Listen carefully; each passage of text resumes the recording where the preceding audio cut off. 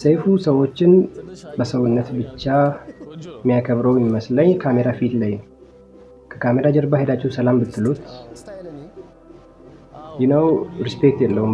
ያንን ያየሁት እኔ በአዶኒያ ላይ ያደረገው ይሄንን ነው። የአዶኒያን ቲክቶክ ላይ ገብታችሁ ማየት ትችላላችሁ። ፖስት አድርጓል እና ሰይፉ ለካ ካሜራ ፊት ላይ ነው። ሁሉም ሰው ምርጥ ሊሆን ይፈልጋል። ሁሉም ሰው ቤስት የሚባለው ለማሳየት የሚፈልገው። አዶኒያን ግን በአካል ሲያገኝ በአክብሮት አላናገረውም። ምክንያቱም ካሜራ የለማ በዛ ሰዓት ላይ እና አዶኒያን አላከበረውም ነበር። አንድም ሁለት ሶስት ጊዜ ከአዶኒያ ጋር ሰይፉ ተገናኝቷል። ግን ክብር አላሳየኝም ነው ያለው። በክብር እንኳን አላናገረውም።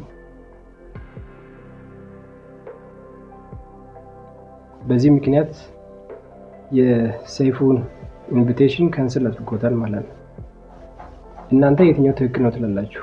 ሰይፉ ታዋቂ ለመሆን እዚህ ደረጃ ለመድረስ ግን ከሚዲያው በስተጀርባ ከሚዲያውም በላይ በዋናነት እሱን የረዳው የፈረንጅ ኮንቴንት በመስረቅ ነው። ኢትዮጵያ ላይ የተለያዩ ስኬታማ የሚባሉ ሚዲያዎችን ሄዳችሁ እዩ እስቲ።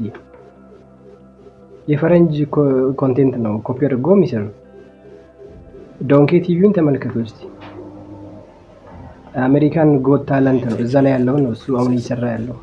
እኔ ፈጠራ መስሎኝ ነበር። ዶንኪ ቲቪ አይደለም፣ የተሰረቀ ነው። ሰይፉ ሾው ተመልከቱት። የፈረንጅ ኮንቴንት ነው እየሰራ ያለው።